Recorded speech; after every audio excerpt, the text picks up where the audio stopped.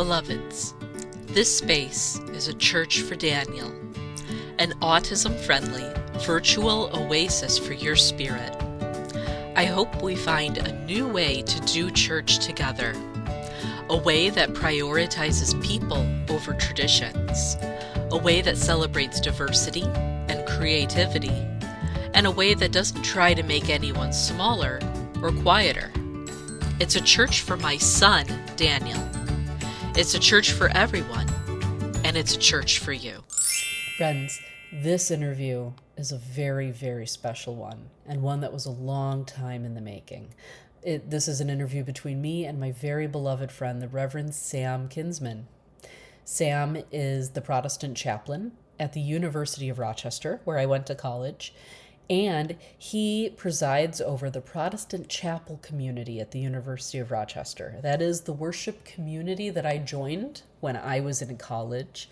And if you know me, you know how incredibly nurturing that community was during a very formative time in my life, and how precious that community has been to me since. Sam is the one who shepherds that community. It is a community that I would not be myself without, and I certainly would not be a minister without. He and I have a connection now that he is the chaplain of PCC, and I am on the Genesee Area Campus Ministries Board, which is the board of grown-ups that oversees the Protestant chapel community. I have come all the way, baby. And he and I have a wonderful, wonderful conversation about identity and self-love. Sam shares his journey of discovering that he's on the autism spectrum, his journey of diagnosis, and all of the ways that he brings his whole self to this work as an autistic person, as a gender non-conforming person, as a queer person, as a person with a delightful number of fandoms, as a person from the West Coast, just so much. So I invite you to listen to this while basking in the glow of self-love for your own heart. Know that God loves all of you, and bring your whole self to this, to the church, and to the world. I want to just give a quick little note before you listen to this particular interview. Some of the language in it is probably a little bit PG-13. If that happens to be important to you, just FYI. We touch in some ways on some elements of bad childhood experiences and childhood trauma. So if that's important to you, or if now is not the best time for you to listen to that, please take care of your heart. And we also talk more and in more depth and more detail about the nuances of different GLBT identities and a lot of different terminology. And so I invite you to listen to it and learn, really, and just soak all of it in and think about how all of it belongs in the true, authentic life of the church. Sam is a journey of a man, and if you don't know him yet, you will by the end of this, and you will love him the way that I do.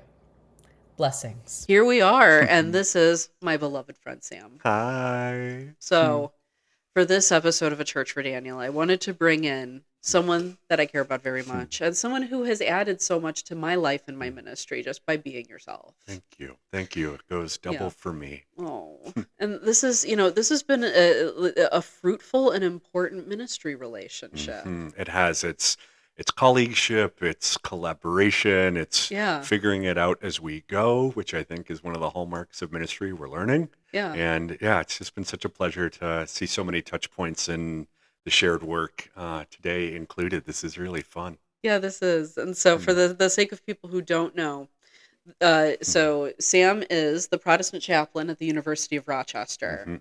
So from my perspective, that still makes you the new Lori to Barry. The new Lori. Yes. The new Lori forever, I think. Yeah. I think that absolutely is a good fit.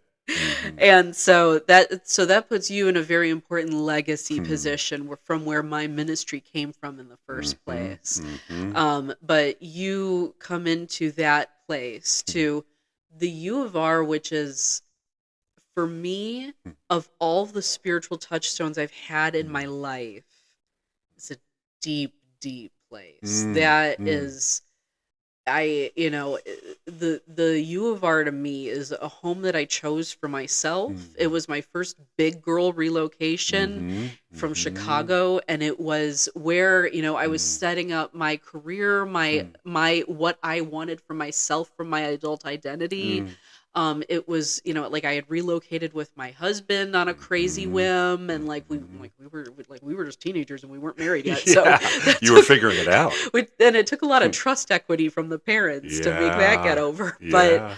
But so like the Rush Rees Library Tower is still something that, like, and especially now that I have the blessing of being back in this area. Yeah. I look at it the same way that, like, the ancient Jews looked at, like, the Holy of Holies in their tabernacle.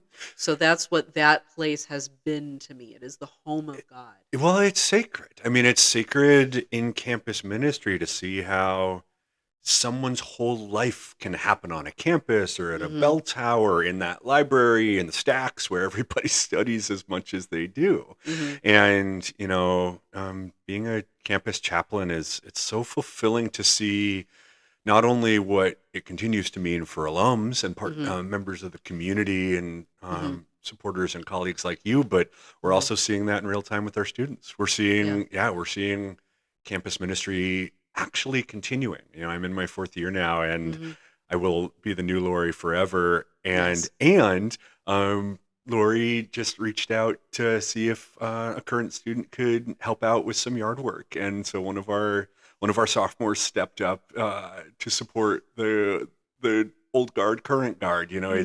It's just neat to see in my 4th year that campus ministry is alive and well, because we are actually a community working to support students at U of R and now to RAT as well.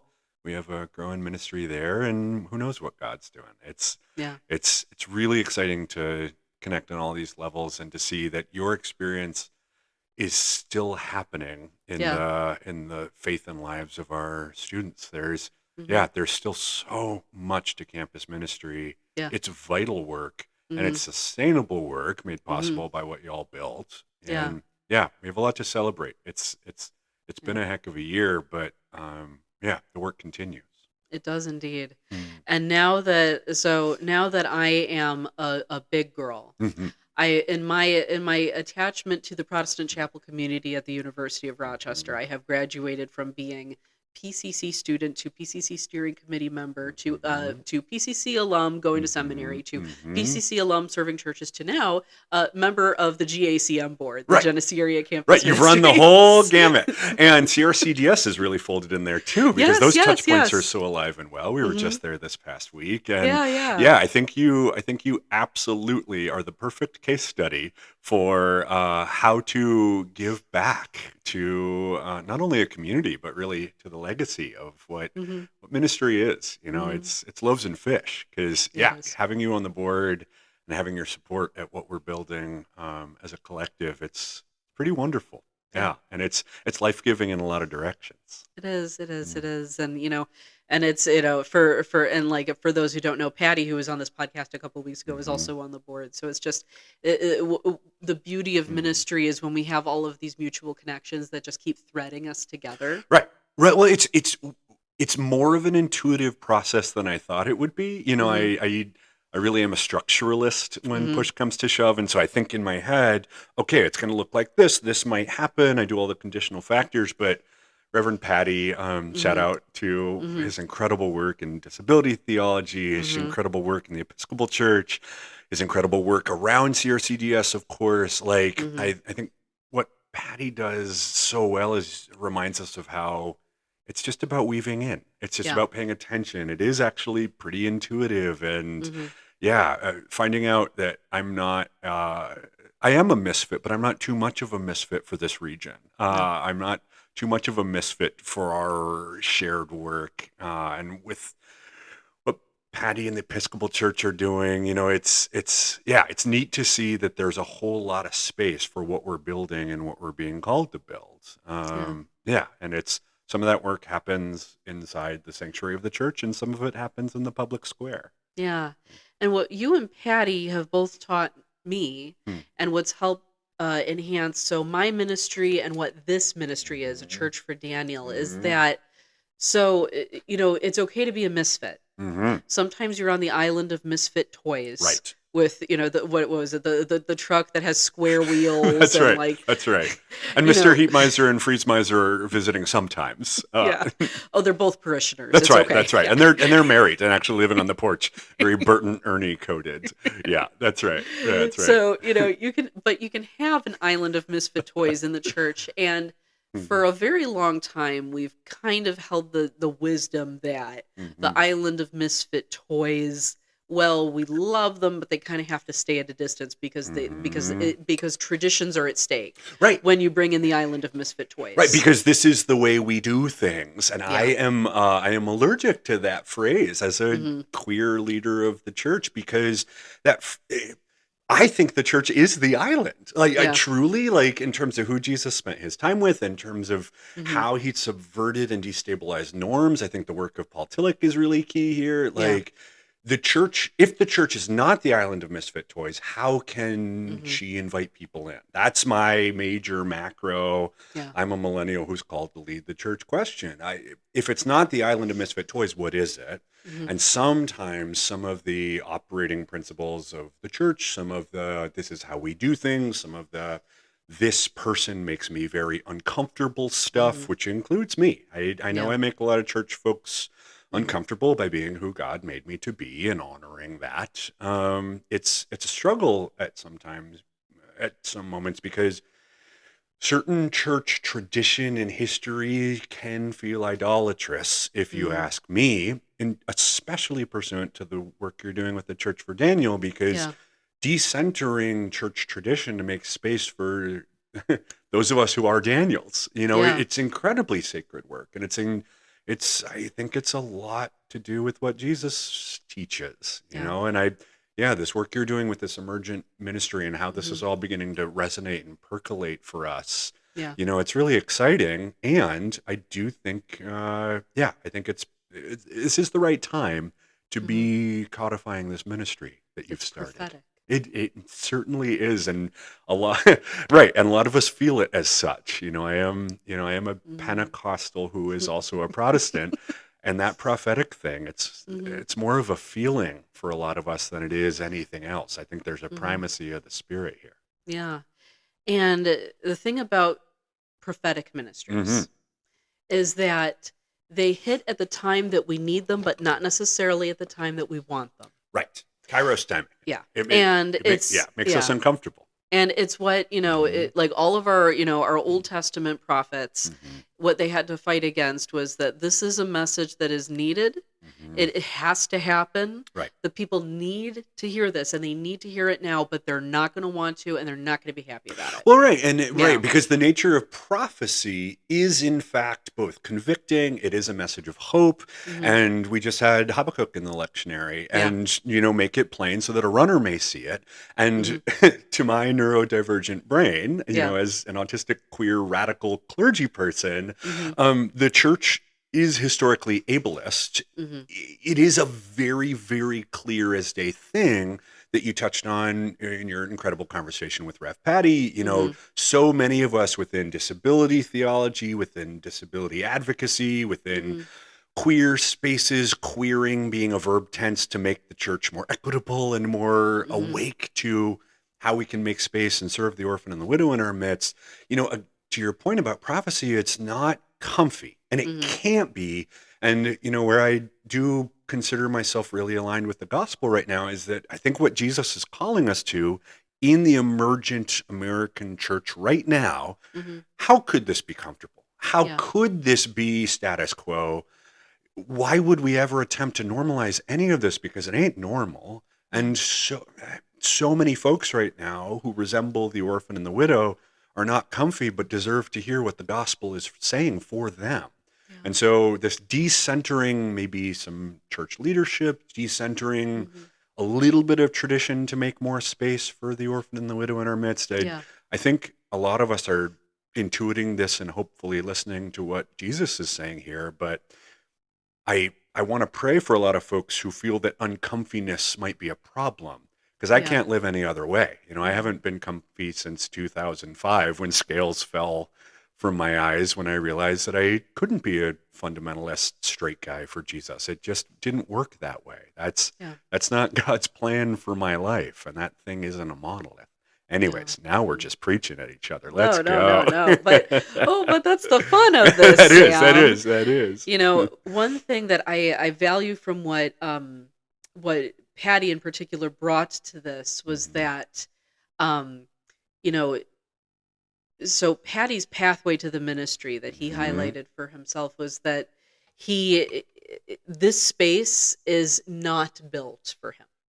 This Right. is a space, the church as a whole is a big space that Mhm. was designed in a way that people did not have big enough imaginations to imagine that Patty could come into it. Mhm. And he has had to Mhm. just tell people how to reshape the dough. That, Yeah. like that the space really Mhm. is big Mhm. enough, but you need to reimagine how you're going to use it. Right. And folks, we love our traditions. Mhm. We love that we've used the space the same way since time Mm. immemorial. We love that, my grandmother donated that Mhm. light bulb, so how could you Mhm. change it? Right. But Mhm. we Mhm. have to prioritize, if we're going to be the church, people over traditions. I think We that's right. have to. I think that's right because people are in fact speaking Mhm. from individual spaces. I think people are finding voices in new Mhm. ways. I think in anti-fascist reform work, as the gospel invites us Mhm. into, first maybe self-interrogating, covenanting, and Yeah. repenting from our own individual relationship to sin. I think that's the Mhm. heartbeat of it. But Mhm. then we think, as Patty invites us to, into communal reform and Yeah. and congregational reform as it happens over the next 3 to 5 years will involve the Mhm. decentering of listening, especially around accessibility and disability theology, at the heartbeat of Rev Patty's call. And Mhm. my own version of that has Yeah. been the church has made space for me. Mhm. And there's been struggles in that space around how much I feel I have to pass. Yeah. I have a certain amount of passing privilege when I show how butch and strong I am as a guy who goes to the gym and wears a beard and has a deep voice. But there's a cost of that, Yeah. because I am a gender non-conforming queer leader in the church. And sometimes when people look at me as a dude and assume I'm a certain kind of leader, that maybe could provide a pathway to access. But Mhm. there's also resistance from certain folks and systems when I skirt up and when I pretend I'm Cyndi Lauper, Sailor Moon, and all that sort of femme part of me. And Mhm. it, as somebody sort of newly in an autism diagnosis, Yeah. there's an interesting negotiation and a pathway around my neurodivergence, around Mhm. who I am as a person on the spectrum. And as I'm discovering this language of God honoring belovedness around my Mhm. own diagnosis, Yeah. it's a thorny pathway to be a neurodivergent leader of a church. It's It is. it's actually surprisingly complicated to say God made me autistic. It has always been this way. I'm Mhm. discovering the language around this, and Mhm. I'm feeling increasingly beloved around the autistic person God made me to be. Mhm. And there's also this incredible space and this incredible wonder and knowing around my autism, but also it's process based. It is, Mhm. I forget the term because I'm baby autistic, but I think it's an is it's not an allistic understanding. Yeah. It's an autistic neurodivergent understanding, and I build things as a neurodivergent person more ground up and less Mhm. top down than Yeah. folks who aren't on the spectrum, and Mhm. that can lead to a lot of friction. That can lead to a lot of Yeah. structural misunderstanding. This thing about, disability work being at the heartbeat of maybe this emergent gospel, it's Yeah. it's wonderful to have these conversations. to It is. actually have them. It is. Mm. And so I'm going to get into how you found out you were autistic in Please. just a Yeah. second. Yeah. But Welcome to my TED Talk. Oh yes. But one little kind of ping that went up my radar. So when you were talking about being autistic doing this work and also being queer and gender non-conforming, Yeah. gender confirming but not conforming. Yes, that's play right. on That's words. right. That's right. Nice play Yes. on words. We absolutely believe in the expression of gender, and it is a wonderful, for me, a wonderful many-colored palette. Yes. Much like this Technicolor dream coat that my Yes. neighbor Carla knit me as a birthday gift. This is Yes. my little Joseph moment. Oh, that's so Yeah, beautiful. yeah. I find gender expression to be a wonderful way to paint with all the colors. Yes, and Joseph's brothers, they threw him in that well because they just couldn't handle how fabulous he That's was. right. That's right. Donny Osmond knew. Yeah, that's right. We why would we dull our shine is the Yeah. question I've been pondering. Yeah.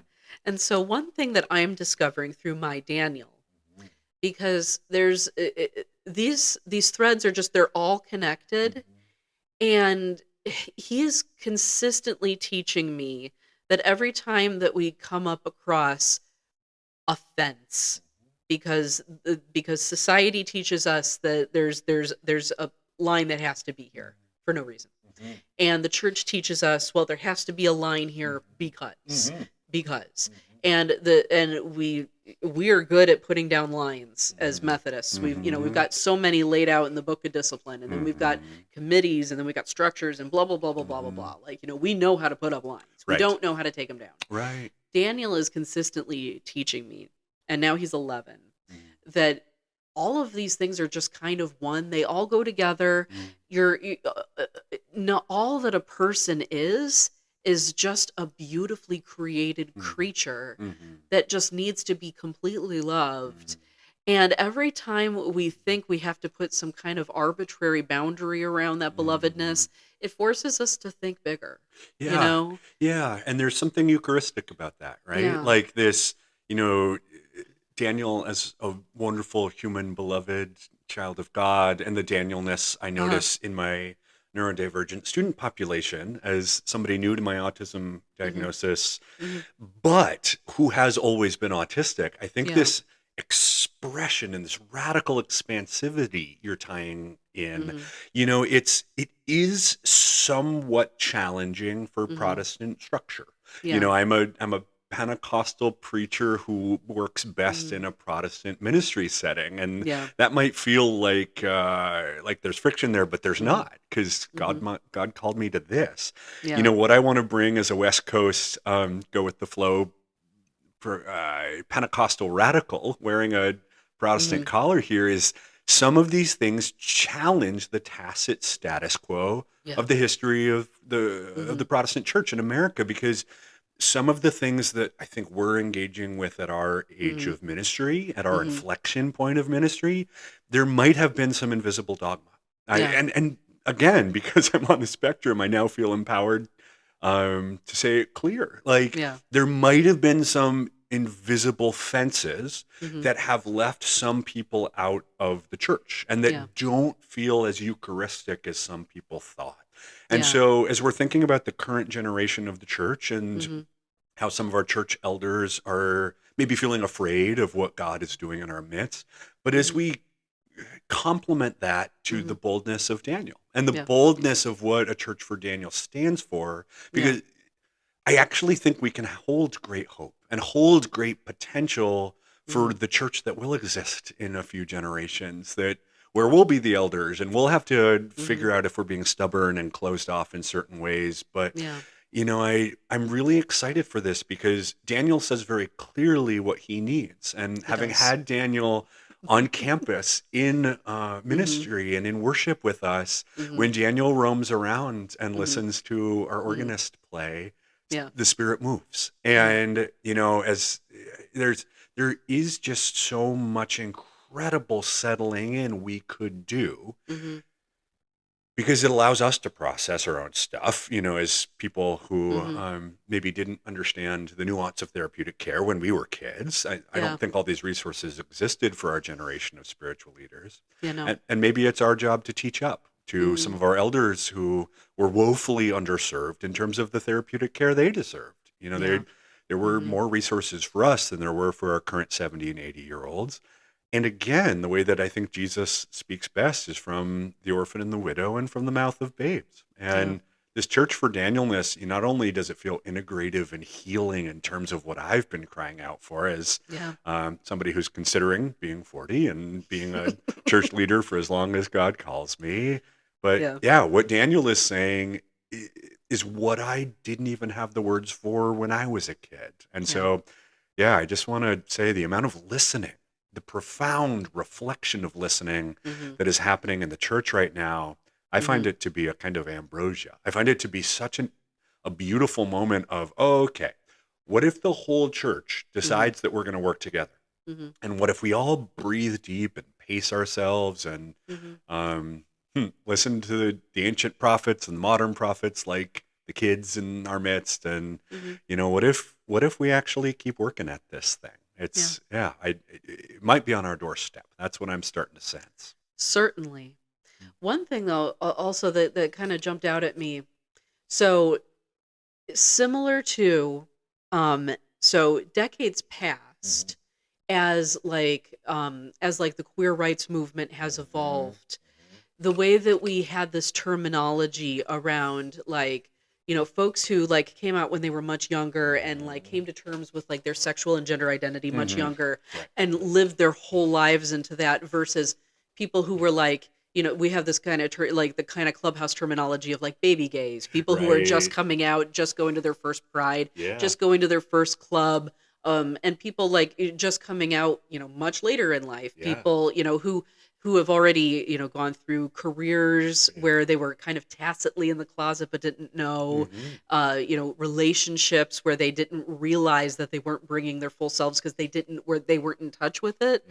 Now that we're in this moment that we're finding out so much more about neurodiversity, we're seeing a similar phenomenon where there's a big generational difference between somebody like Daniel, who found out he was autistic when he was 4, and somebody like you who calls yourself a baby autistic 100%. because you just found out. Yeah. And now you are now living into, so now that I am, now that I'm in my late 30s and just getting this piece of information, what can I do with it? How can I live fully into it? How can I be here? How can I reconcile for myself, the time that I didn't know? How can I make sense of that for the sake of my life narrative? And what can I do now?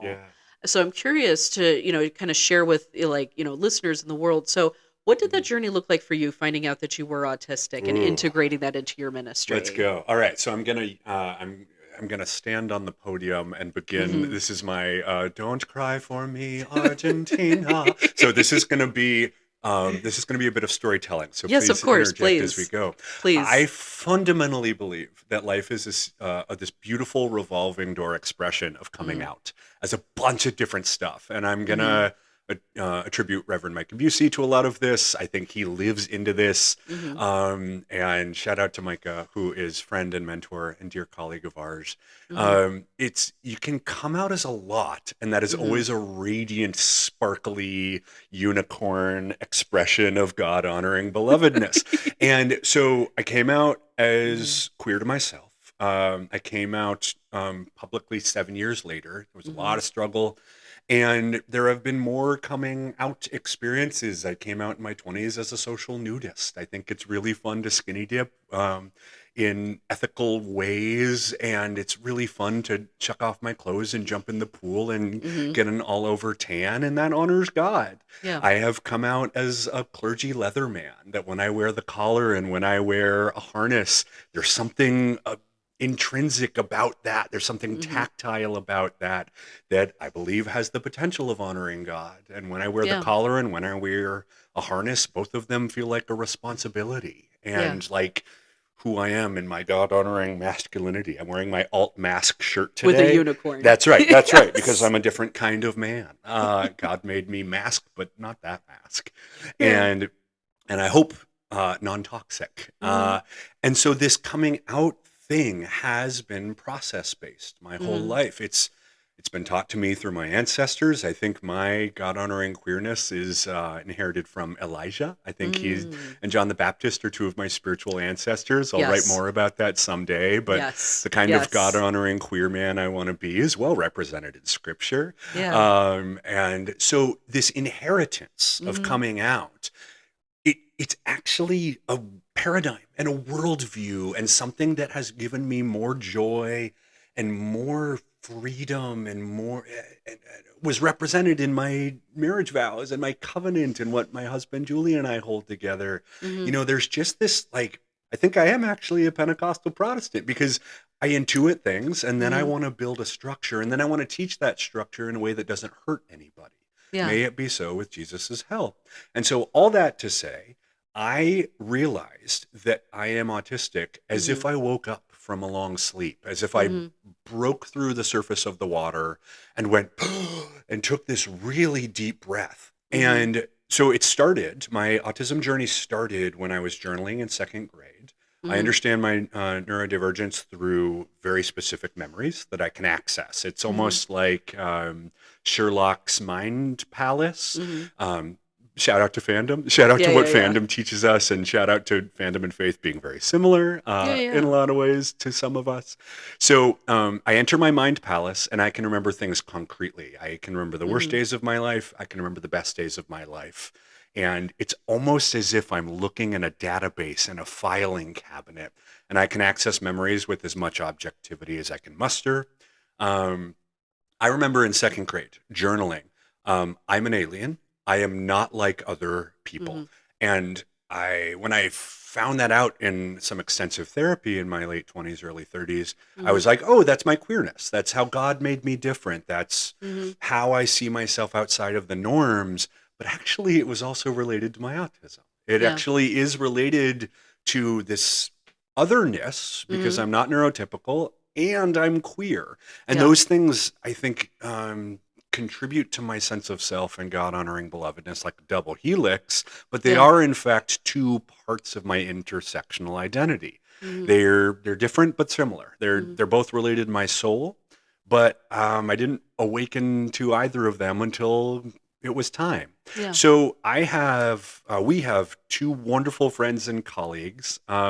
One of whom is a playwright and director, and one of whom is an Episcopal priest. Mm-hmm. And I'll leave slightly redacted versions of this to protect Yes. anonymity and confidence. But this is no joke. I Mm-hmm. had two beloved colleagues leave me voicemails because we're Mm-hmm. millennials and millennials leave each other voicemails. Yes, we do. If you want to leave someone a note, you could call them and leave them a message and they might get to it. And Yeah. voice notes and voicemails are two actually different ways Mm-hmm. of communicating. They have Yeah. a different texture and a different purpose. So I received millennial voicemails from two of Mm-hmm. our generational colleagues, and both of them said the exact same thing. This is the voice of God in my life. These two beloved folks said, Sam, I got my autism diagnosis. Mm-hmm. I am non-stereotypically autistic, Mm-hmm. and this is really meaningful, Mm-hmm. life-changing. You're probably not surprised, Sam, these two Mm-hmm. beloved folks said in their voicemail. And I think you might be. And this Mm-hmm. is where my monocle flew off, and I haven't found it yet because I went, what? People think I'm on the spectrum? Two separate people who have never met each other. And I trust these people. I have been in the trenches with these people. And these are not Yeah. people who will speak out of turn dramatically. They'll speak dramatically about a great many things, but not this thing. Yeah. And so then I went, probably not. Mm-hmm. Because I'm a very pragmatic, rational person who grew up in a military environment. Mm-hmm. And I believe in testing things, testing the spirit with the scientific method. Yeah. I can't say it's the Holy Spirit until Mm-hmm. I do my research and I ask my questions because I want to be a pragmatic Pentecostal queer professional. Yeah. So I spent time discerning. I felt the thrill of something. I went, I don't buy it. Mm-hmm. And then I began to do some research around this new terminology and these new diagnostic protocols because Yeah. I hadn't thought about DSM autism stuff since Mm-hmm. childhood. Yeah. My dad got his ID when I was a kid, and I learned how autism was diagnosed because I used to read my dad's DSM because I Mm-hmm. am autistic and I Yeah. love reading handbooks. It's so funny, right? It's so funny Yeah. that like, oh, okay, the lady doth protest too much. Mm-hmm. I had an autistic childhood. I stimmed in my Pentecostal worship. I had autistic classmates all throughout school, and I determined that I wasn't autistic Mm-hmm. because the protocol was different. And here's the kicker. And tell me if I'm bouncing around too much and I need to clarify and Oh no, keep you're us. fine. All right. This is the stump speech. I had an autistic classmate Mm-hmm. from third to sixth grade, and his name was Kevin, and he was a wonderful young man. And he was incredibly savant coded. He was really good at math. He was Mm-hmm. really, really good at science. Mm-hmm. And he stimmed heavily in class. He had some verbal tics Yeah. and some verbal stims, and he got bullied. It got him in trouble a lot with Mm-hmm. teachers. And I decided in third grade, looking at my classmate, I said, I can't be autistic because that's what autistic is. Yeah. And they told us, and Mm-hmm. our teachers told us, Kevin is autistic. Don't Mm-hmm. be a jerk to him. Yeah. And I said, I'm not going to be. I love Kevin. He's smart. We have a lot in Mm-hmm. common. I think Mm-hmm. I knew and resonated. But I was assumed to be neurotypical because Mm-hmm. I started masking early on, growing up in a Marine Mm-hmm. household, learning theater skills and choir boy skills, Mm-hmm. being queer as a young man. I knew I was queer when I was 6. There was no question I wanted to be a dude who was in dude space. I noticed dude's chest hair when I was 7. I had a dream about my history teacher's chest hair in 8th grade. It was a prophetic dream from God. That dudeness and queerness and my own neurodivergence, it was all integrated in who Yeah. I was as a young man. And this I'm not autistic thing was a conclusion that was drawn too Mm-hmm. quickly without Yeah. the new technology and the new Mm-hmm. diagnostic protocols we have.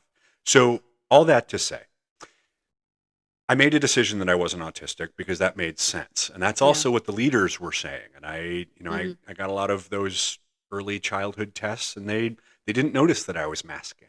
Yeah. And they didn't notice that I was being a man for Christ, which was Mm-hmm. both self-sublimation and masking. It was a lot of things.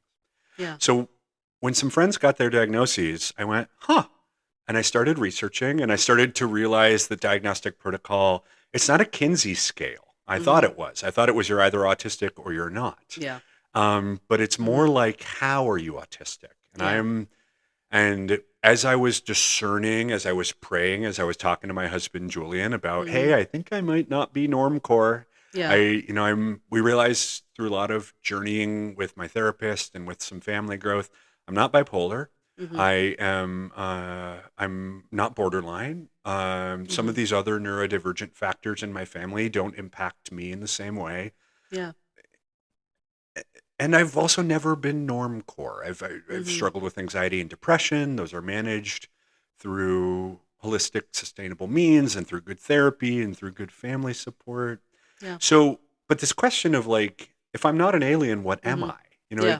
It began to sort of really bubble and percolate last year, over a Mm-hmm. year and a half ago now. Yeah. And so I got to my autism through asking questions and Mm-hmm. through looking at new diagnostic protocol, talking to people. And then finally, I went through a diagnosis experience. I didn't end up paying a therapist, but I ended up asking a therapeutic colleague to run Yeah. the diagnostic steps with me. So Yeah. a therapist buddy who works at another university gave me the test. Mm-hmm. I then corroborated those results with him, Mm-hmm. and then taking the test was a big deal. Yeah. Taking the test was this incredible moment where I bawled, for one. Mm-hmm. When I finally took the test this past March on Yeah. spring break, when I was in Manhattan visiting some family out there,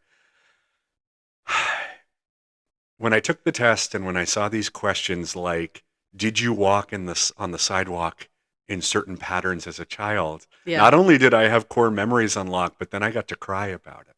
Then I Yeah. got to feel the catharsis, the Mm-hmm. expression of emotion, Yeah. the purging of emotion. I was an autistic kid. I was stimming Mm-hmm. all the time. Yeah. I walked in certain patterns and either it got bullied out of me or a well-meaning adult told me to stop. It could have been Mm-hmm. either. It could have been both. It depends. There was a question on the test. Do you have strong feelings about nudity? And I went, Mm-hmm. oh yeah. I Yeah. ran in the woods naked when I was a kid. That's why I'm a social nudist as an ethical adult. Mm-hmm. Duh. And Yeah. and if an autistic friend of mine were a never nude, Mm-hmm. there's some Arrested Development lore there. That's also autism. It's the Yeah. extremity of the thing. Yeah. So I like to skinny dip, and I ponder skinny dipping Mm-hmm. with my friends when I go on vacation because my autism manifests in nudity. Yeah. It's a joy of it. It's a Mm-hmm. release into it and like I like to go to nude beaches because I'm an autistic adult. Yeah. Duh. And Mm-hmm. I've always loved it because my autism has always been a part of me. You couldn't put clothes on me as a child. Yeah. Like it's this knowing, and it's been this knowing.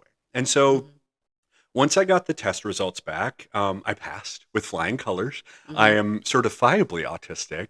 Yeah. Then I got to send it to my husband, and then I got to talk about it with my friend who's got his PsyD, and he knows me since college. He's known me Mm-hmm. since college, and Mm-hmm. I'll take this pull quote from my buddy. Wow, college Sam didn't mask as well as you do now, and Mm-hmm.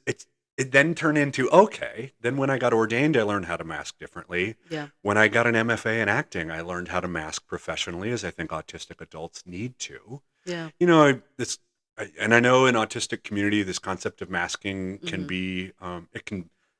be a pathologizing presence for many, but Yeah. for me, it's not. Yeah. I I see myself as disabled some days. I see Mm-hmm. myself as needing accommodation some days, but in some ways, I feel that my autism is an asset. It's kind of Yeah. nebulous, but one of the things I know for me as Mm-hmm. a person who's autistic, who considers myself an actor, who also considers myself a director and chaplain, Yeah. sometimes I have to mask. When I'm in a board meeting, I Yeah. gotta put on the Wonder Woman armor of God and pretend I'm butch and bulletproof in the way that she does. And I Mm-hmm. gotta harness the lasso of truth. Mm-hmm. For me, masking is a professional competency and an accommodation, and it really tires me out. When Yeah. I got home from our board meeting yesterday, I was Mm-hmm. pretty tapped out, and I didn't dissociate, but I did sit by the fire and Yeah. get real quiet and do my little cozy things. So Yeah. my diagnostic journey has been A, it's been soul food. B, Mm-hmm. it's been a real stretch of discernment into God's timing. It took years. But now that I'm here, Mm-hmm. and now that I've used every tool in the toolkit to double check that I wasn't Yeah. cutting corners or making something up, I am an autistic professional who Yeah. has always been queer, and all of that integrating, synthesizing, God made me this way. It Yeah. helps me start with a belovedness, like, oh, Mm-hmm. okay, God didn't make me by accident. Mm-hmm. And I think that's allowing me to become a better chaplain for my neurodivergent students, because Yeah. my student population they got their diagnoses as early as Daniel and Mm-hmm. Daniel's generation, because I think the barriers of entry have Yeah. changed a lot over the last 20 years. Yeah. And so I want to be an autistic adult who creates an ethical, safe, well-governed, sustainable church so that abuse of power and egomania and Mm-hmm. creeping fascism, I want to leave the room cleaner than I Yeah. found it when it's time to set my calls and Yeah. in hybrid calls down, because I want Daniel to feel safer in church than I did. Because, Yeah.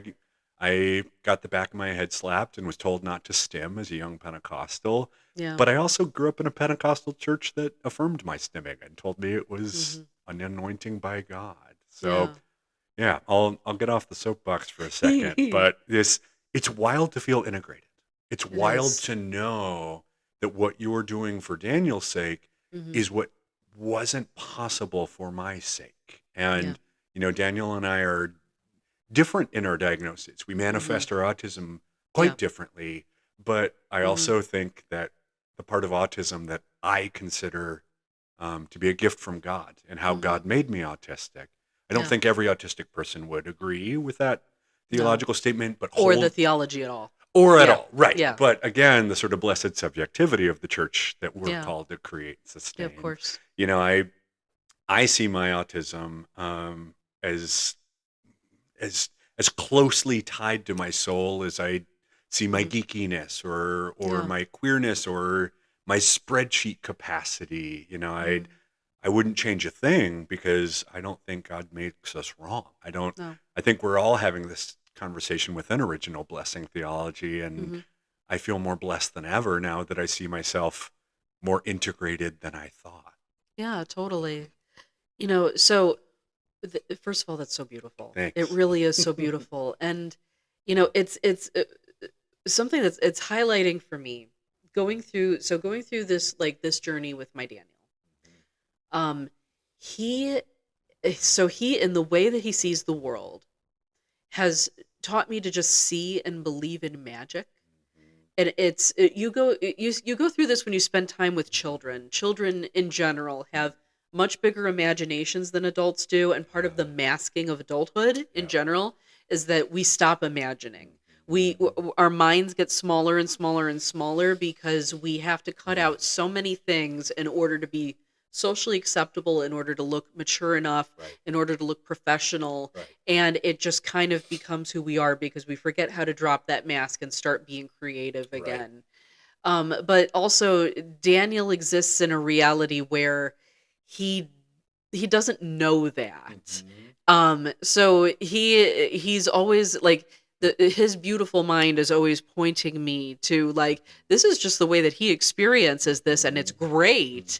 And he's also like this, you know. So these lines between like you know what is something that we call a toy and what is not. He went through a phase when he was 2 where he liked to play with empty milk gallons. Oh, how cool. And so he would dig them out of the recycling bin, and he would walk around the house holding them. He would bang them on things. Well, and that could be a spaceship. That could be a train car. Yeah. That could be all sorts of things. Yeah. It can be, and also it could just be a milk jug. That's right. That's right. Because milk jugs are intrinsically interesting. Yeah. Yeah. And like he would bang them and they'd make a cool drum noise. And also he just liked holding them. They come with a convenient little carry handle. Like how many of your toys come with a carrying handle? Right. So you could put stuff in it. Exactly. Yeah. So he taught me all of that. Yeah. Like, you know, when we were at the U of R several weeks ago, we went on a big walk around campus, and I was trying to show him the things that had the most meaning to me when I was there, and in the years that I've lived in Rochester since. So the buildings that I lived in, and the buildings where I had classes.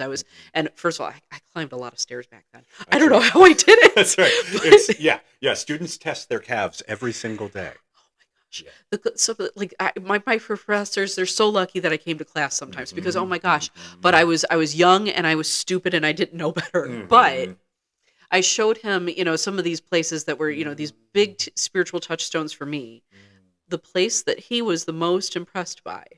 We went into the the deep innards of Rushree's library, and we walked past a supply closet, and he found a vacuum. Let's go. Let's go vacuum. He was so amazed that he found a janitor's closet with a vacuum in it, and it was just the delight of his heart. He wanted to take it out. He wanted to give it a hug. He asked me to take a picture of him standing next to the vacuum. You never know who your friend is gonna be. And the same way that like I had a picture of him with the U of R Rushrees, you know, it was the same way that no, this is so important. I need a picture of it so we can remember this holy moment. So here's the kicker, right? Because the Danielness that you're tapping into, I mean, to queer clergy folks queering the work, like here we are, like it's this radical imagination of what the sacred is, what the sacred has been, what the sacred will be. You know, this is the Danielness of both what you're working on and this moment of the church, because Daniel's relationship to this vacuum is my relationship to Rodin's The Thinker. You know that Thinker statue? Yes. We had a doorstop that was Rodin's The Thinker. It's about yay high. And I would sit with it. I would talk with it. I would hold it. And it was, funny enough, a nude male statue of a dude who had things on his mind. Isn't that interesting? How we have we all contain multitudes, but we are all one person. And when I was at the National Gallery in Mm-hmm. DC, I walked downstairs and I walked toward a reproduction of The Thinker on a trip to DC when I was Mm-hmm. there auditioning for DC Shakespeare back in my actor days. Mm-hmm. Actually, the actor days that are returning because Mm-hmm. God doesn't waste anything in our Yeah. story. Yeah. But when I saw Rodin's The Thinker in my late 20s, I burst into tears because that object is something in Mm-hmm. my spirit. Yeah. And this is actually where Daniel and I are very similarly autistic. What the object is and the profundity of the object is so soul nourishing that I Yeah. want to take a picture with it and I want to cry Yeah. because God is saying something through this thing. That might be an autistic thing. I don't Yeah. I don't have enough research Yeah. yet, but I resonate so deeply with Daniel's resonance with vacuum because Yeah. to me what the thing manifests as Mm-hmm. is my soul. Yeah. Yeah. And, Yeah. Daniel's imagination is incredible. Yeah. It And is. Daniel's sense of play Mm-hmm. is God honoring. And I think that we can A, listen, Mm-hmm. and B, make space as you do, as churches are increasingly doing, Yeah. as churches are becoming disability advocates. Yeah. And churches are listening to the voices in the midst, both Mm-hmm. the child and the orphan and the widow here. Mm-hmm. You know, I think churches are listening that we need to create more food pantries and soup kitchens. This is, Mm-hmm. to me, God's imagination is so much bigger than ours. And It God is. is speaking in so many voices right now. God Mm-hmm. is such a loud conversation right now at this emergent place of the American church. Mm-hmm. And autistic young ones need vacuum is a Yes. very simple Habakkuk scented, make Yeah. it plain expression of the church right now. Because when Daniel has come to PCC Mm-hmm. and when Daniel has come to worship, he listens to the organ and he Yeah. understands that the organ is something too. Yeah. Yeah. I hope Yeah. he can we had an incredible guest musician, one of our Mm-hmm. Eastman students, come to worship last night after our meeting. Yeah. And shout out to Andrew, who is in his Mm-hmm. third year of the DMA, one of our Mm-hmm. music director Allie's classmates. And I watched as students had a Daniel-like experience with our postlude. It was Yeah. video gamey. It was a beautiful expression of some French Mm-hmm. work. I don't know how ancient the piece was, but it certainly was a European piece.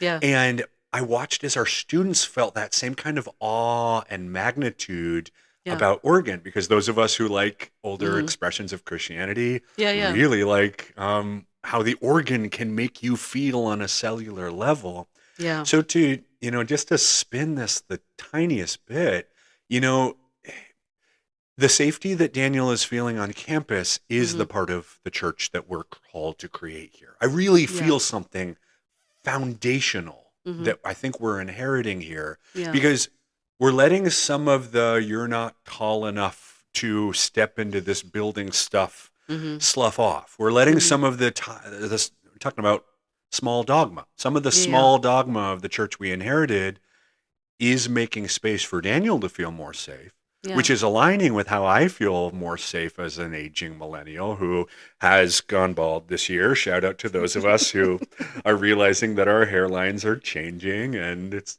our Mm-hmm. turn to be the elders, I guess.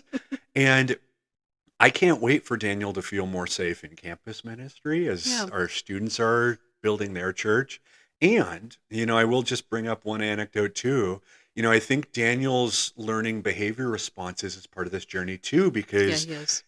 if I can bring in just one anecdote, Yes. Of Daniel course. is learning how to not pull hair. Yeah. And that Mm-hmm. is brushing up against student comfort levels. Mm-hmm. And, some of our college students are Mm-hmm. learning that sometimes somebody will come to church and Mm-hmm. might have impulse control journeys that are different. And Yeah. students are steeped in decorum and academy and Yeah. niceties Mm-hmm. themselves. And Daniel was the first person who came to Mm-hmm. PCC who experiences pulling hair as a behavior pattern. Yeah. And we had conversations with student leadership around how that felt. Yeah. And, nobody was offended, but they were shocked. Yeah. But then we got to intercede as people who have known Yeah. Yeah. neurodivergent populations, in having worked with Mm-hmm. unhoused people in my Manhattan Mm-hmm. gigs. having worked with folks who experience all kinds of neurodivergency as expressed as one beloved church, it's Mm-hmm. really important that our students learn that some people who come into the church might say things and might Mm-hmm. not have the impulse control that our Mm-hmm. brilliant students do. And if our students are ever going to work with neurodivergent populations or unhoused folks or Mm-hmm. folks who are struggling with addiction or vets or elders, Mm-hmm. all of this is the Eucharistic expression of one church in Jesus' name. And so Yeah. the Danielness at church helped us have this incredible expression that might be anti-empiric as it Mm. relates to campus ministry in the academy. Because I'm only in year 4 as a chaplain, but I'm learning that sometimes campus ministry involves the same invisible Yeah. dogma and white supremacy Yeah. and ableism Mm-hmm. that the church does, and it might be different in some ways. Some of our young scholars are really negotiating decorum. Yeah. And, some of our young scholars are asking, does God's belovedness cover all of you? Or Yeah. does it mean you have to be a professional? Does it Yeah. mean you have to make $250,000 in order to be a good global citizen? Well, then I never will be. No, we're not going to have that problem. We, as we've inherited ministry, are going to have a different problem. Where does our Yeah. student loan debt go? Will it be forgiven? What is ethical salary work in terms of aging clergy folks? Will Yeah. we ever make a sustainable salary? Those are the Mm-hmm. conversations that we're having.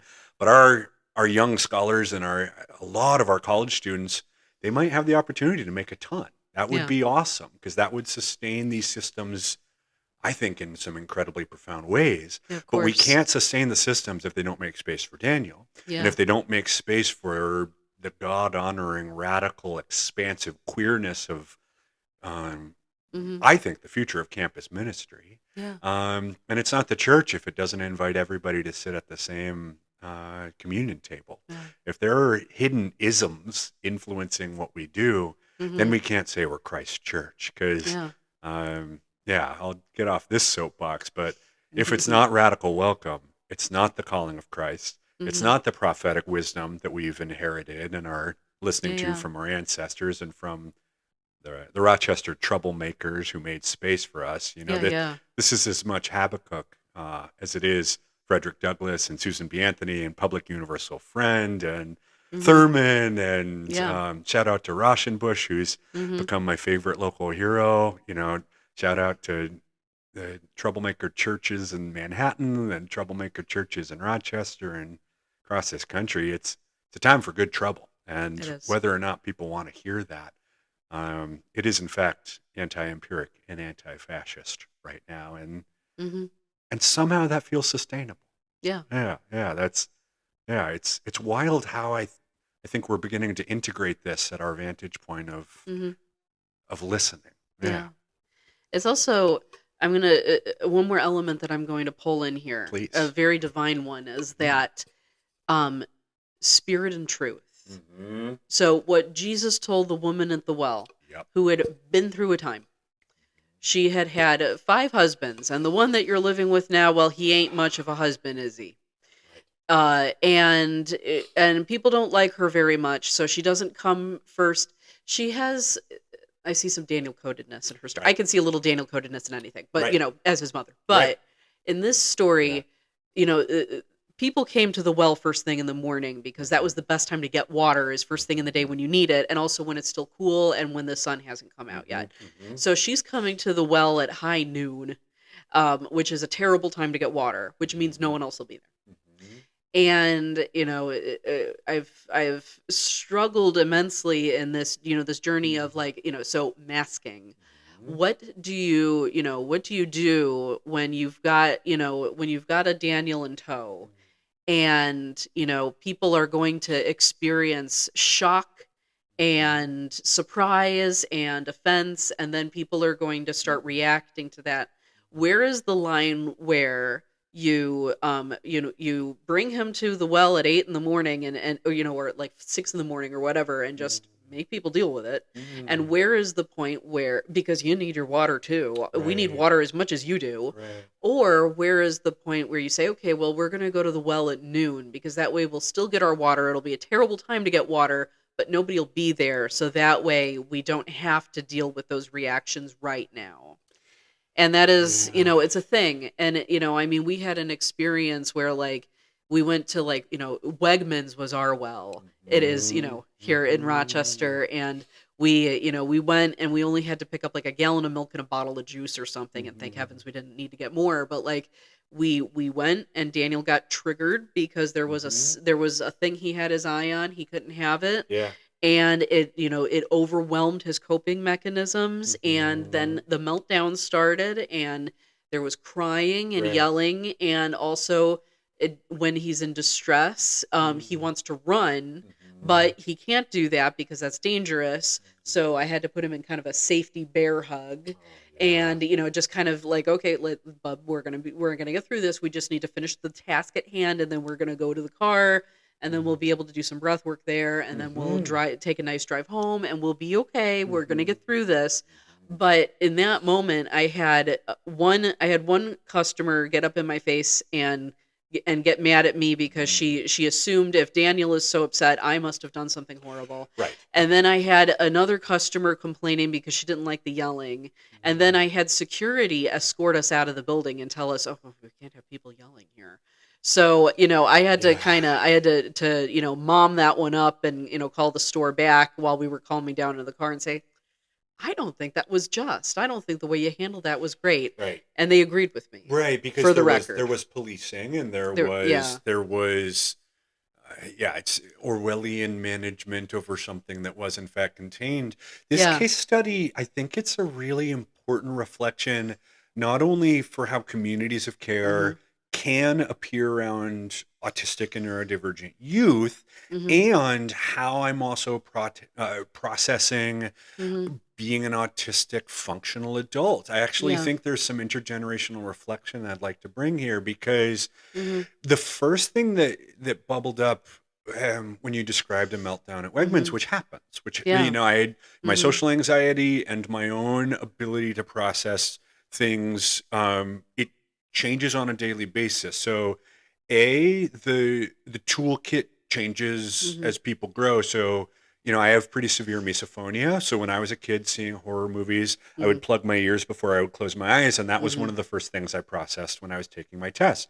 Oh, my relationship to stimulus and overwhelm are usually auditory. Mhm. When I lived in Manhattan, I wore noise canceling headphones everywhere. It's an Mhm. accommodation that I simply made pursuant to my knowing before I had my Mhm. understanding of my autism. And I, as an autistic adult, on my first trip to Japan when I was 31, had a meltdown in Tokyo. So I went Mm. to Akihabara. I think it's Electric City, if I'm going to paraphrase the Japanese badly. Forgive me, Japanese speakers. But it's a very geeky neighborhood where there's anime stores. Me and my husband Julian, then fiance, no, then boyfriend. What a journey we've had. We went to this 5-story arcade, and I was playing Mhm. arcade games. I played Typing of the Dead, where you Mhm. type to kill zombies. One of my favorite games. Shout out to the Dreamcast. Nice. I am very autistic about video games and social justice and anime. Watch out. Yeah. But I had a Wegmans meltdown, Mhm. and Julian wanted to go on and go to an onsen spa bath, Mhm. and I said no. I have to go home and lie down in the hotel in a Mhm. dark room, and it was a coping mechanism, Yeah. and like there were all of these accommodations that I had intuited. Yeah. And that's the thing about getting a diagnosis, is oh, that's what I was doing Yeah. when like I was accommodating myself and self-soothing Yeah. just because intuitive knowing is a gift from God. Yeah. And so all of this to say, Yeah. when when the meltdowns occur and when the community can't support as it should, when the Yeah. police state is going to police state, I guess. I Mhm. think that's the nature of being an American of faith right now. Yeah. We are going to denounce Christian nationalism, which is Mhm. a death cult, which is not the Yes. gospel according to Jesus Christ. It is an aberration. Whew! Well, we Mm-hmm. will flip tables and fashion our whips, but not use them to hurt people. Mm-hmm. Uh, Use that with the leather stuff. that's right. That's right. Yeah, yeah. Only when it's a flogging at the appropriate ritual. Thank you. Yes. Thank you for understanding. Yes. It's some of it's ritual, some of it's symbolic, Mm. some of it's kinky. All of it could honor God, but we have those conversations for the safety and support of everyone. Yeah. Yes. Thank you for Yes. getting it. So when there is a Daniel related meltdown, the question that bubbles up to me, and I think what might be teachable, and why I want to teach improv to autistic young people. Improv changed the game for me, both as an improv student and then as an improv teacher in the Brooklyn school system, in university settings. I want to teach improv to autistic young people in Rochester for this very reason. It allows us to interrogate might sound like a severe word, but I actually think it's strong enough to support the work. Is this good suffering or is this pain? Yeah. It allows us to actually have these individual, familial, congregational, regional, God's growing cosmology beyond us conversations. Is this good suffering that might be formative, that might be Lenten, that might be helping Daniel realize what's a healthy habit pattern and what's just an impulse? I think Daniel is going to get to this age where he's going to continue to develop beyond, and he might have certain limitations. We don't know necessarily yet where Daniel will grow. Yeah. And I've seen in young folks in our family who have gotten their diagnoses an incredible increase in capacity. Shout out to nephew Julian, who is autistic in his 20s and graduated from Alfred with an incredible job and is growing into his geekiness and into, he's studying comedy. He's learning to be autistic about comedy, which teaches you how to deal with people real well. Whether or not, Daniel needs certain accommodations for his whole life, or whether or not Daniel grows into certain conversations around access and suffering, that's all of our business as, chosen family and elders in the faith.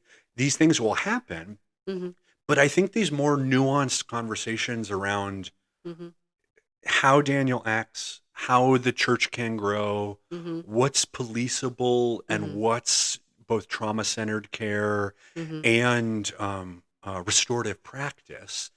These questions are so real and so vital. But if we actually ask them and then create accountability and perhaps consequence when it needs to happen through a lens of understanding and a lens of decentering and a lens of belovedness for Daniel and the Danielness in all of us, your work and our work and the aha moments that I think we're talking about on so many levels, it's got to be process-based and it can't be outcome-based. And it really can't be, well, you're just not a good kid. Because when I pretended that I was a good kid by masking and hating the queerness in myself and suffering in the closet and suffering by pretending that I was neurotypical, that's just not a satisfactory solution. Because I will say, and a bit of a content warning here, we can put this in the front of the episode. One of the things that led to a lot of suffering in me was masking and self-hatred and blaming myself and parentifying myself and being responsible for the things I couldn't change or control or fix. So, I blamed myself for not being a man enough to save myself from certain kinds of suffering. I couldn't stop some of the harm I experienced as a kid. That's fine. God is in the business of integrating and healing, not curing, but healing. Shout out to Rev Patty, who helped me tease out this language even better. It's not a curative model. It's a welcome back, we've missed you model. That's the Eucharist table here. But, if we talk about everyone being at the Eucharist table, having these conversations and adults doing the work and going to our therapists and inviting different kinds of healing, what this will do, it'll allow the inner child in us to heal, and it'll allow the children to grow up safer, and it will be more nuanced and process-based, because everything I've talked about today with you, which has been the business of therapy and the Spirit of God and sustainability in ministry, we can actually tell our stories and have them be true Mm-hmm. for the sake of history and the future of the church. It's starting to feel like a miracle. It's It starting to is. feel like a sustainable miracle. And Mm-hmm. my monocle flew off years ago, and I haven't found it yet. Mm-hmm. I have no idea what the future of all this will be. Mm-hmm. I am actually all in for the church yet to come, for the church we inherited. Mm-hmm. It's not that. Some days it's not that stressful, Mm-hmm. but it is in fact radically profound Yeah. and God's business. And for all the different prophecies we're talking about today, Mm-hmm. shout out to the geek work and the fandom and the prophetic voices in our midst. Had Mm-hmm. we talked before the conversation started on Yeah. Yeah. Yeah. podcasts, but Wicked has a lot to say about this, and Yes. the good witches in our midst and the rebellious alphabas in our midst. you Mm-hmm. know Shout out to the femme queer mystic weirdos that have Mm-hmm. something to say about this. Mm-hmm. Because as we're talking about this, of course, we're talking about the church. Mm-hmm. Of course, we're talking about ecumenical work and how churches and denominations can work together. But I just want to bring in interfaith work too, Yeah. because Of course. you brought up Of course. magic earlier. Shout out to our pagan colleagues who Mm-hmm. are developing incredible, resilient pagan leadership. Yeah. Yeah. Rochester is one of the mystic fonts of both American emergent interfaith work and prophetic wisdom, sacred or secular. And, last thing I'll say on this soapbox, thank you for coming to my third TED Talk today. But if it's not interfaith, it's not Mm-hmm. ministry. If you ask me, having seen what the evangelical church could be, if it's not going to be an idolatry Yeah. addicted to money and false presumption of Mm-hmm. salvation, you know, shout out to the ethical synagogues doing this work. Shout out to our Islamic colleagues reforming and bringing about an Mm-hmm. incredible expression of Islam. Going to an interfaith seminary, Yeah. going to Union Theological Seminary and seeing how Union and CRCDS are working so well together Yeah. Yeah. to bring about social reform and interfaith work. Mm-hmm. The thing I love about being a Christian minister who works in an interfaith setting, this does involve all of us. This Mm-hmm. does involve our ethical humanists and Mm-hmm. our Baha'i colleagues and the UU folks. Shout out Mm-hmm. to our UU colleagues. Yeah. Rochester is such a great UU scene. It is. Reverend Sherry It was one is. of my seminary predecessors. She was a third year when I was a first year, and what she's doing with First UU is pretty incredible. It So, is. yeah, it's got to be interfaith too. Yeah, it Is does. it's the last piece of this Mm-hmm. that feels quite clear, but somehow people still disagree. Mm-hmm. Somehow there's still a lot of anti-pagan prejudice and Mm-hmm. oh well, I haven't thought about how interfaith work could be a Christian Mm-hmm. doctrine. It always has been. That's where Mm-hmm. historical context and studying the text really reveals that Yeah. it's not exclusivistic for our little denominations. It's way You more know. interesting than that. You know. And well, and it's the same. It's the same boundary crossing work that that is inherent to everything else that we're talking about, Mhm. because and it's the same work that pushes up against tradition, because Mhm. we really want to believe that in the giant family tree of all Right. the branches that have come off from the giant stump of God, Yeah. that like this little tiny branch right here Yeah. that represents one of millions. Right. That's where we got it right. That's where Right. we came in and we got it right, and everyone else was wrong. And that Quote it unquote, just I like my hymnal because it's got the best theology. It's like it's great, Yeah. and it's a very important hymnal Yeah. to your grandma's church. Yeah. And yet there are a lot of hymnals, Yeah. and it and how the hymnals. I mean, that's what I love about PCC and the Mhm. history. Sorry to interrupt, No, but no, the no, history no. of Genesee Area Campus Ministries is awesome because it's a bunch of denominations working together for the sake of students. It is that amalgam, alchemical.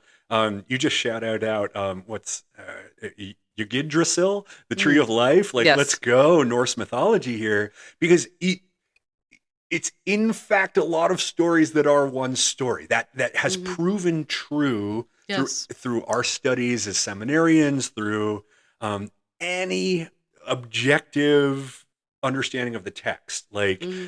Genesis 1 was ripped from a Mesopotamian myth.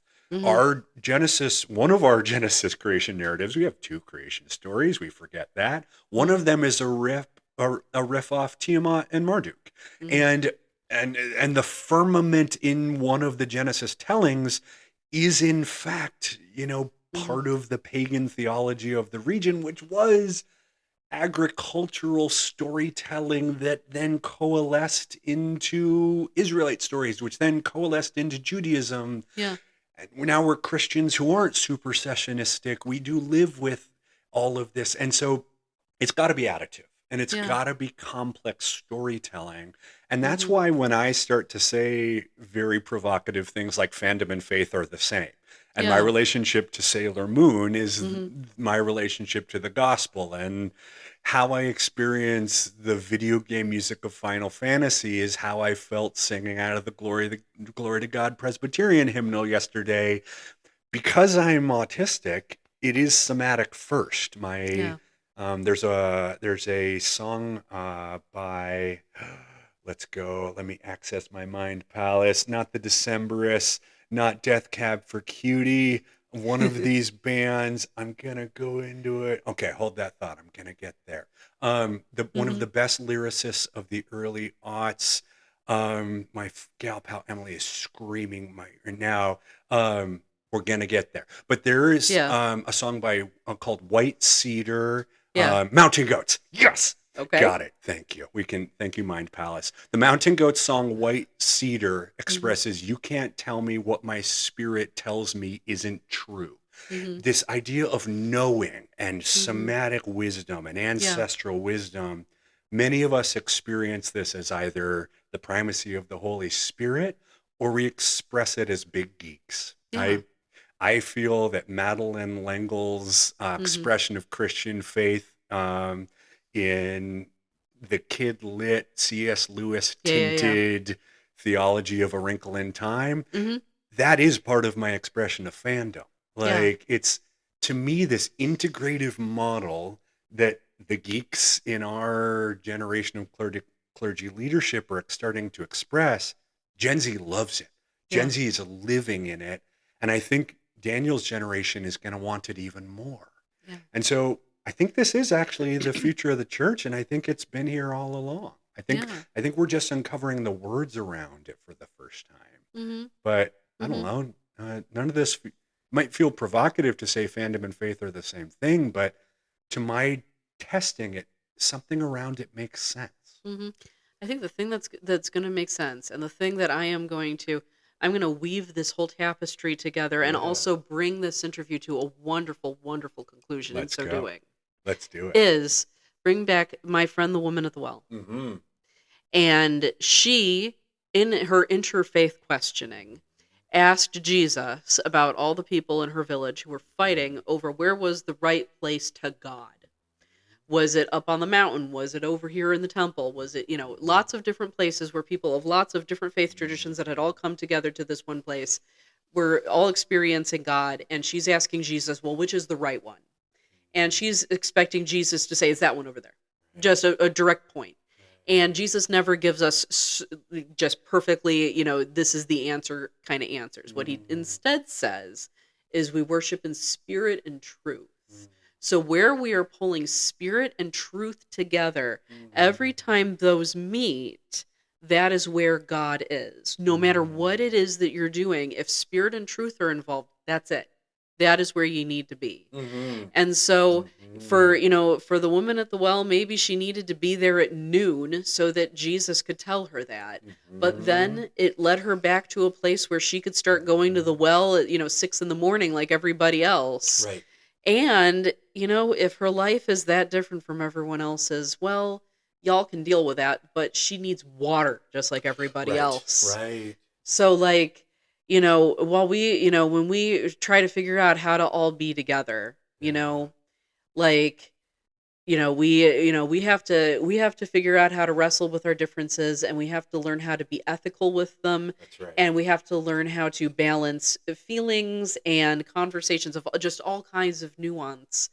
But we need to have our finger on what is this intuitive sense telling us is right. Where do we feel that hum of magic around us, the same way Right. Daniel's seeing a vacuum? Right. And then what is true? And what is true is that we belong together in this space.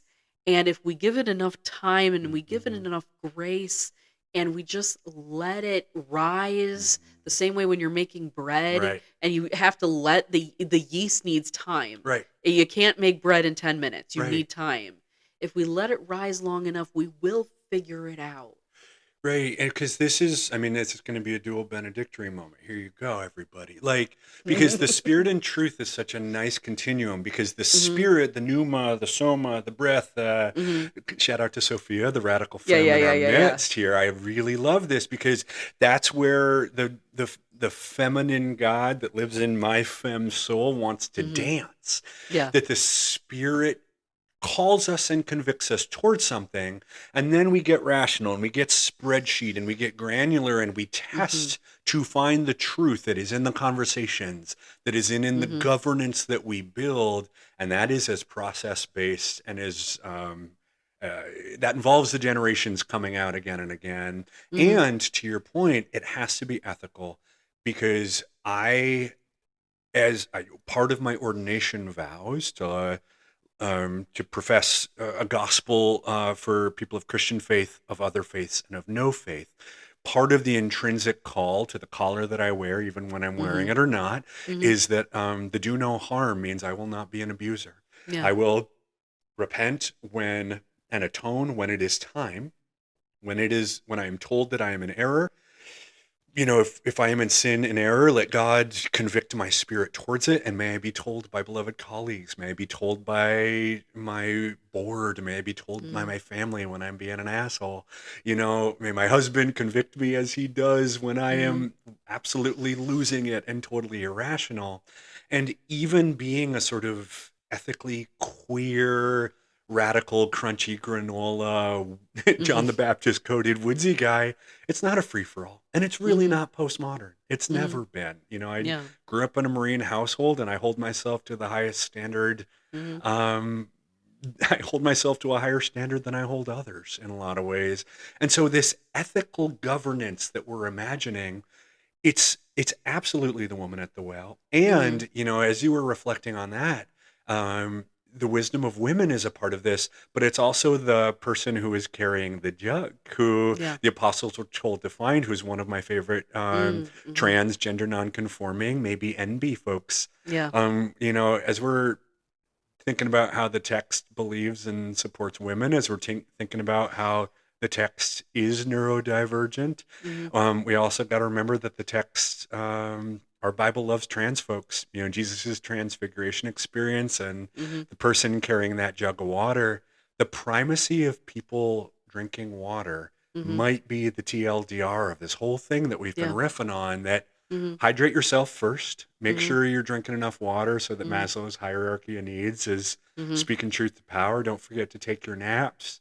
Don't, for me, I haven't disassociated in a while because I'm going to the gym a lot. I'm eating my veggies. I am getting my sleep. Makes me a better clergy person, makes me a better leader. The radical imagination of this thing about coming to the water, I think there's something here, Natalie, because we sing about it, come to the water. Like, it's a little bit of when I went down to the river to pray. There's some kind of folk and bluegrass tradition here, and there's some spirituals here. Like, there's some Moana here, my biggest fandom I'm gonna bring in. Speaking of prophetesses, speaking of goddesses in our midst. Okay, last story, and then we gotta go. Yeah, of course. Speaking of the wisdom of babes, shout out to one more nephew Sam, over a decade ago, told me at a family function. This is how I knew I was going to marry into my in-law family.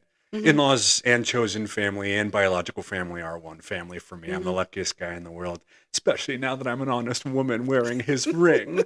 But nephew Sam I think it was at our vacation to Cuca. No. Or it was our Adirondacks trip. My in-laws brought me to things upstate. That's how I knew I was supposed to live here. Again, I tested. I'm very autistic. But when I was discerning whether or not I was going to live in Western New York forever, which I hope I can with Jesus' help, nephew Sam, I think circa 13, now he's a college student on his own adventures, he said, Uncle Sam, you think very seriously about stories. And he was very approving because he analyzes media as well as any of us. He said, I think we should watch Moana together as a family. And I was like, oh, cool, I haven't seen it. Yeah. He said, yeah, it's a very important story. And so nephew Sam, who was all of 13, sat us down and we had a family movie night. And shout out to Lin-Manuel and the work that he creates and will create. And Moana, as a Californian with the Pacific Ocean tattooed on my wrist, Moana's expression of what water does for us and how the ancestors whisper, chosen or bio, ancestry or spiritual, ancestry looks a lot of ways for a lot of us. Moana could be considered a prophetic text for many because if she stepped out, maybe we could. And maybe the church that we create, maybe a church for Daniel, a church for Sam, a church for the folks who don't even know that church is for them. Yeah. Church for misfits, comma, there's my UCC speaking.